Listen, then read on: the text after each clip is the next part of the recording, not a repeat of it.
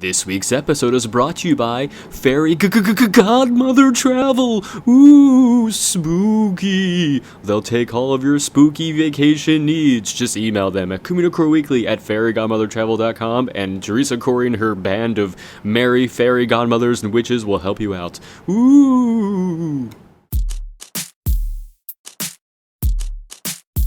It's Communicore Weekly, mortals get geeky with float-around ghosts and five-headed ghosts. It's Communicore Weekly, hinges get creaky. I'm sure you already know it's the greatest online show.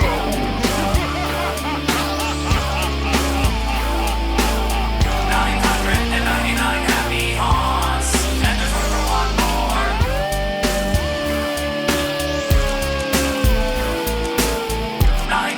999 happy haunts. Hello and welcome to Communicore Weekly, the greatest online show, home of the world's first pair of independently born, identical ghosts. I'm George. And I'm Jeff, and welcome to our annual and final Halloween episode. I'm very excited about this one. We get to play one of our favorite theme songs for this one. I know, I love this theme song. Talk about all sorts of spooky stuff. Well, that's okay. I've got the lights on. I figured you do. I don't. Yeah. I'm sitting in the dark right now. Huddled over my computer screen light. That's all I have. And if the phone rings and it's like, you can tell from the caller ID now that the call came from inside the building. Exactly. And it generally does in my office here. Well, before I get any mysterious phone calls, let's go to the history segment. It's time for theme park history.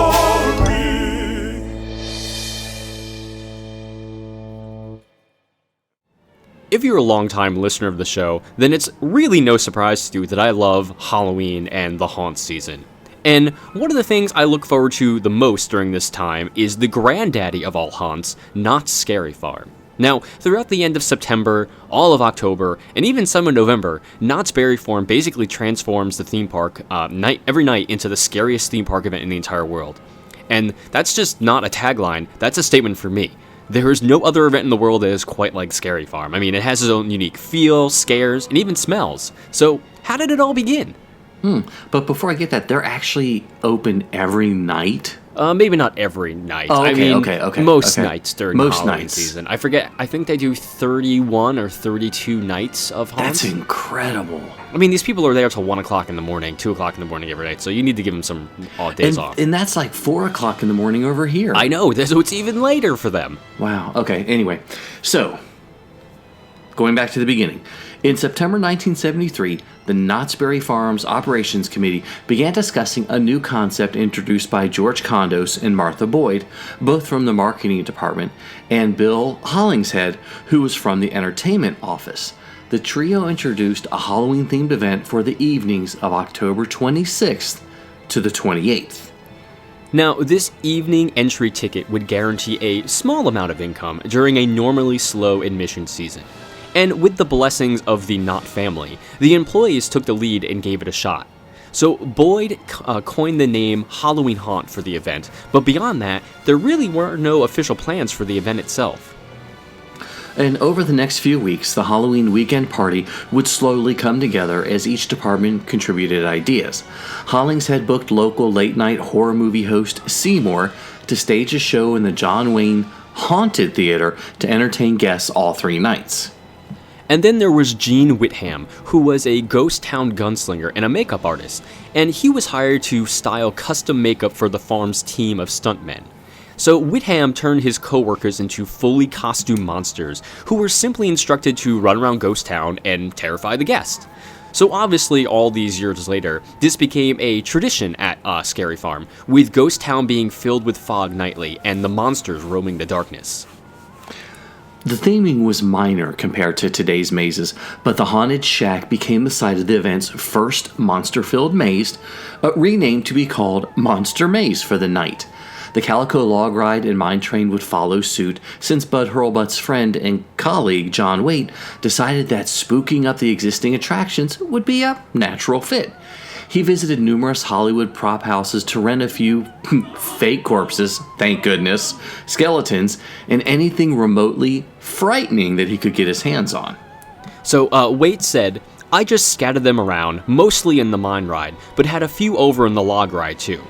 When I look back at it today, I think how silly it was, but you have to remember that no one else had done this type of promotion before. So, Bud decided that he needed a group of real people to haunt the attractions to make them truly scary. John went on to say, that night I called the operation managers and told them that I needed a couple of people. The log ride and the mine ride really lent themselves to this. We had a lot of hiding spots, little places where you could be. Dick Johnson and the other guys would get people if I requested them and ask me how many did I want. They thought I wanted 5 or 6 people. I said 35. They about blew their stacks, but for the next night, we had them. So, that first weekend, Halloween Haunt was an instant hit, and by the next year, the event sold out nightly. So, Jack Scroton Ghost? I'm saying his name wrong, but I'm going to pronounce the ghost right. Ghost or Shrieking Ghost? Anyway, Yeah. Jack Ghost. He was in charge of park admission at the time, and was stunned by the public's overwhelming interest in Knott's new Halloween offering. So normally the park was considered to be at full capacity with 18,500 guests, but according to Jack, that number came and went night after night. The official word that came from management was to keep selling more tickets. Jack said they went well past 20,000 guests. Quoted, I think we sold maybe 22,000 tickets, which was unheard of for a private event, end quote, he said. So the park had struck this untapped niche of younger folks who craved the dark chills of what would be nicknamed Knott's Scary Farm in its third year. So many theme parks have attempted to copy what has become Knott's biggest holiday event, but no other park can claim the crown of the world's first, biggest, and most famous Halloween event in a theme park. And probably one of the best names ever. Oh yeah, totally. I would love to have been there when one person said, Knott's Scary Farm. That's the one! Sense. Promotion! That's it, we like it. So, beginning with that 3-night run way back in 1973, the Halloween Haunt now stretches over the fall season and welcomes its guests, mostly Jeff Heimbuch and his friends, through late September to early November. And over the years, such hosts as Seymour, Wolfman Jack, Weird Al Yankovic, The Crypt Keeper, and Elvira, Mistress of the Dark, have hosted dance parties or elaborate musical reviews at the Studio K Dance Club in Fiesta Village or Knott's Good Time Theater, now known as the Charles M. Schultz Theater. And just, again, to interject, when I finally got on stage to sing to Elvira this year, I've been waiting like 4 years for that, and it made my life. Anyway, so Bill Hall and John Betty were two of the men who helped John Waite transform the park in the 80s for the event. And Waite said, every time I did a haunt, it took about 10 years off my life. You cannot conceive of the amount of work. Now, the farm has people who are thinking about this thing and doing design work year-round. The eagerly awaited festivities have become a rite of passage for local teenagers who graduate into adulthood with their first steps through one of Knott's fog-filled mazes. Whether the event's thrills are humorous or macabre, fear is the great equalizer for all park guests who are willingly cowering at the many ghosts, zombies, vampires, aliens, and much more. And each night, more than 500 cast members are transformed into various monsters with elaborate costumes and makeup. These seasonal positions are coveted by locals who sacrifice their nights and weekends during the haunt's run for the privilege of scaring guests out of their minds. Each year, Scary Farm gets more and more elaborate also. So in addition to Ghost Town, the park also boasts a few other themed scare zones where people are not safe, even though they think, hey, we're not in a maze, they can't get me, but they will get you in these scare zones. They're spread out through the park. And the mazes themselves keep getting better and bigger and better. And the last couple of years, actually, with more technology-driven advanced mazes. And, like the zombie laser tag element added to Infected. And year after year, they continue to push their limits and try new things, which is what makes the event so great. And Knott's Scary Farm is one of, if not the best, haunted attractions in Southern California throughout the Halloween season. And as of right now, it is slowly approaching its 50th year with absolutely no signs of slowing down. Can't wait. As long as Jeff Heimbach's got some cash in his pocket, hey, They will be in business. they will be in business. Totally. And they'll keep going. So They make most of their money during Scary Farm. Like, the bulk of the year, their money comes from Scary Farm, which is I can incredible. imagine. It's huge events. People talk about it. You see the posts all over social media. If I wasn't such a chicken, I'd probably take part of it. See, there or you part go. in it. It's got great Because marketing. It sounds fantastic. But, we would, of course, love to know what your thoughts are about Knott Scary Farm. Were you at one of the earliest haunts, potentially? Give us a call and let us know. Call the Communicore Weekly Goat line at 424-785-4628. That's 424-785-GOAT. He's a nerd, he's a geek, but we all like to hear him speak. So listen up to the words from his speech. It's George's Book of the Week. So everyone's favorite attraction has been turned into a picture book. Soren? Just kidding. Oh my goodness. Just kidding. Zing, zing, zing. Yes. Well, we're not talking about that favorite attraction. And when I talk about picture book, I'm not talking about like one of those giant coffee table books that, is full of all those beautiful pictures. In this case, I'm talking about a book for elementary-aged school children. A book that a kid would have a parent read to, or they would start reading on their own, like the Berenstain Bears or something like that. Jeff reading level. Got it. Go on. Exactly, Jeff reading level. There we go. But in all seriousness, because you know how serious Communicore Weekly is, yeah, I know. Disney took the lyrics to that amazing theme park attraction song called Grim Grinning Ghosts and had an illustrator by the name of James Gilliard create full-page spreads that actually reflect the lyrics. So what's really cool about it is it took the lyrics of Grim Grinning Ghosts from the Haunted Mansion, the lyrics by Xavier Atencio, added it to those wonderful illustrations by Mr. Gilliard, and created a picture book about the Haunted Mansion, which is absolutely incredible. And I've got the book here, and it's another one of those that you need to buy 5 copies of and frame it. Because they're gorgeous. All the Because they're illustrations are gorgeous, really. They're wonderful. It basically takes the whole... the lyrics for the whole song. It starts off, when the crypt doors creak and the tombstones quake, spooks come out for a swinging wake. And each 2-page spread has one part of the lyric and a beautiful illustration that you're going to know because it's from the ride. And they did the ride in order. Ooh, even better. Which is absolutely fantastic. Good to them being, Exactly. true to it. They followed it, and it goes through, and it takes us into the attic, into the seance room. You see the raven.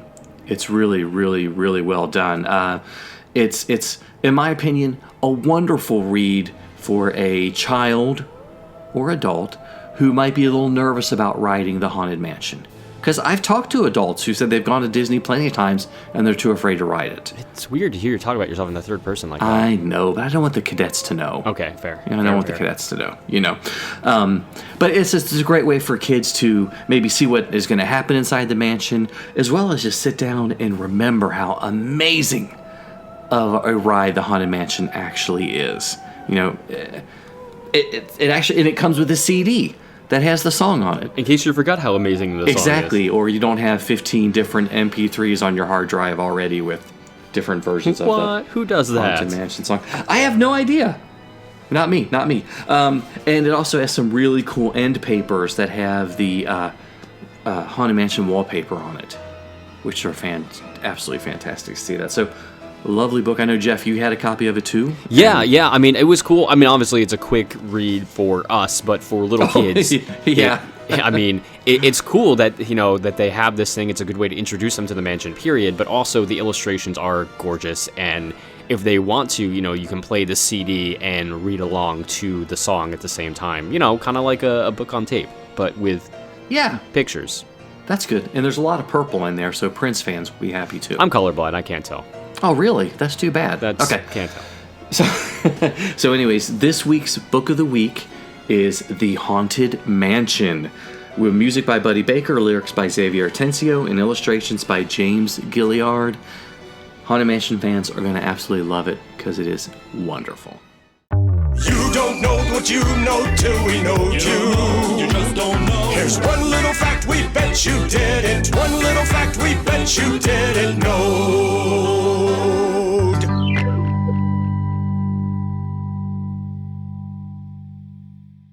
Disneyland decks out in its Halloween finest every October. On Main Street, they use props and set decor in the window displays that are reproductions of original turn-of-the-century Halloween decorations. In addition, they also decorate Main Street with more than 300 sculpted pumpkins, and much like a snowflake, no two are alike. Now we know you. Sometimes you might see it, sometimes you don't. Hey, look, what's that? It's a five-legged goat.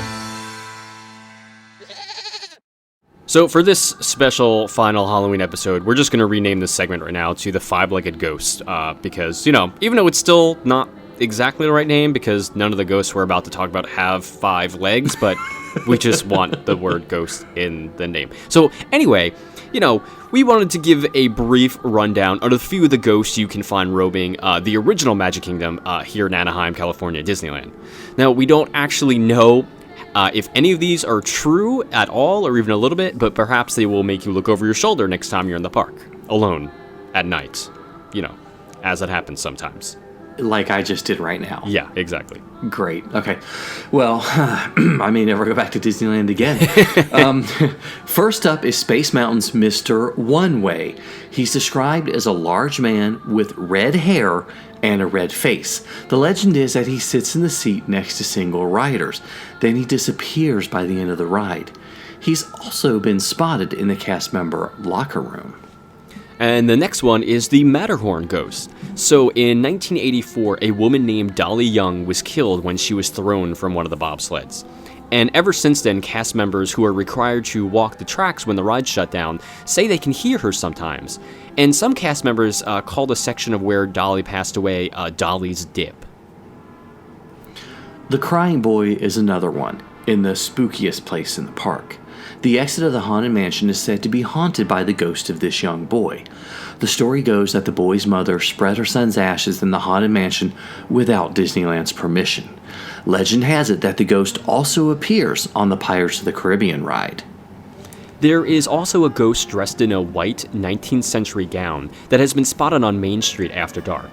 Now, legend has it that she guides lost children to the Disneyland Baby Care Center where they can be reunited with their parents. There's also the legend of a teenager who was killed on the People Mover in 1967. Legend has it that this ghost haunts all of Tomorrowland, especially since the People Mover closed in 1995. The ghost reportedly grabs the hair of blonde guests because ghosts prefer blondes. And finally, everyone knows that Walt had an apartment over the fire station on Main Street. And of course, there is the light in the window that is never turned off at night as a tribute to Walt. Now, before the tradition of leaving the light on began, a cast member turned off the light and left the room, only to find the light turned on again when she returned. Now, the story goes that when she inquired about it, she heard a ghostly voice say, "I'm still here." So, spooky Walt. Who knew? Who knew? Boy, that just gave me chills. Wow. Okay, and, something that isn't particularly chilling, or not particularly scary. Okay, well, let's go scary. Not instead of frightening. Chilling. Yeah, because it could be an air-conditioned prize. You never know. Which would be chilling. Hey, every week for the past almost 2 years, we've been giving away a prize here, which we're calling the Year of a Million or So Limited Time Cadets Weekly Prize Giveaway. Hence all those words. And in order to enter, because we still have a few weeks left, we're probably down to about 11? After this is 9, because this is episode 250. That's right. We're almost there. Ooh, so you've got a few more chances to enter this contest and win a prize. Just email communicoreweekly@gmail.com with your name and address so you can be part of this giveaway. Please do. So now, this week's winner is going to receive a Fairy Godmother Travel Prize Pack. And the winner is none other than Skip C. from Greensburg, Louisiana. Congratulations, Skip. I hope you enjoy whatever it is. And when you get it, feel free to send us a photo and, post it on social media. We'd love to see what you guys got. Yeah, usually one of us says yay, and I was about to go boo, like it's scary, and I realized it could sound like I was booing him. You were booing poor Skip? So I didn't want to do that, because Skip's probably an awesome guy. He probably is a cool dude. He must be. We know He he is. listens. He wrote in and he listened at least to one episode. So there you go. So that's all that matters. Well, thank you guys so much for watching and listening to the final Communicore Weekly Halloween episode. Let us know what you think of this episode. Give us a rating on iTunes, leave us a comment on YouTube, whatever. We'd love to hear what you think about it. And you can always email us at communicoreweekly@gmail.com just in case you want to say boo. You can also like us on Facebook at facebook.com/Communicore Weekly. And follow us on Twitter, Instagram, and Periscope. I'm at Imaginerding. He's at Jeff Heimbuck. And of course, you can give us a call on the Communicore Weekly Ghost Line at 424-785-4628. Ooh, like Ghost Line. Exactly. Goat Line. That's pretty good. Okay. And don't forget you can visit the Communa store on our website at communicoreweekly.com where you can pick us up some awesome t-shirts and pretty cool cadet swag. You can also send a self-addressed stamped envelope to Communicore Weekly, P.O. Box 432, Orange, California, 92856 to get your official cadet membership cards and sticker. And you can visit patreon.com/Communicore Weekly to find out how you can support the greatest online show. For Jeff Heimbuck, I'm George Taylor. And for George Taylor, I'm Jeff Heimbuck. Thanks so much for listening, guys and gals. We'll see you next time on Communicore Weekly, the greatest online ghost whistle. Oh gosh, I thought it was right behind me. Boo.